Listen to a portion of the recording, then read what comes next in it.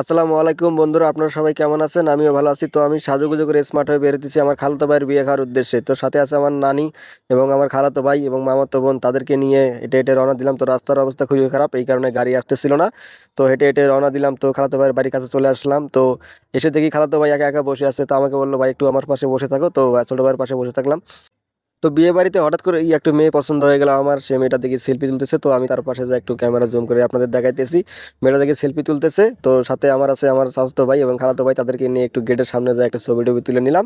তারাও খুশি, তাদেরকে নিয়ে ছবি তুললাম। তো এই এই পর্যন্ত আমি, ছোটো ভাই বললো আমাদের দুজনের একটা ছবি তুলে দাও, তাদেরকে ছবি তুলে দিলাম। তো কিন্তু ইতিমধ্যে বাসর ঘরে কাজ কাম শুরু হয়ে গেছে গা। তো বাসর ঘর সাজানোর প্রায় শেষের দিকে, এই বাসর ঘর সাজানো শেষ হলেই বিয়ে চলে যাবে। তো ছোটো ভাইকে দিয়েছিলাম ক্যামেরাটা, যে বিয়ে বাসর ঘরের ভিডিও কোডটা একটু করে দাও। তো ছোটো ভাই ক্যামেরা নিয়ে একটু পোজ পাস দিয়ে নিল। বাসর ঘর প্রায় সাজানোর শেষের দিকেই তার বন্ধু বান্ধবরা মিলে বাসর ঘর সাজাতে, এর মধ্যে বিয়েটা চলে আসার পরে গেট ধরছে বিয়ার। তো গেট ধরার পরে টাকা দাবি করছে অনেকগুলা। তো বর তো শরমে লজ্জায় শেষ, বর তো মুখ ঢাকতে পারতেছে না। তো হঠাৎ করে আমার বন্ধু সাব্বিরের সাথে দেখা হয়ে গেল, গেটের সামনে দিকে দাঁড়ায় আছে, আমরাও নামলাম। তো তারা অনেক টাকা দাবি করার পরে, টাকা পাওয়ার পরে তারা গেটটা ছেড়ে দিল। এই গেটটা ছেড়ে দেওয়ার পরে বর এসে স্টেজে বসলো, স্টেজে বসার পরে তাদেরকে বিয়ে টিয়া পড়াইলো।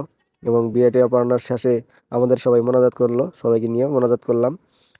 তো এরই মধ্যে বিয়ের কাজ শেষ, আলহামদুলিল্লাহ।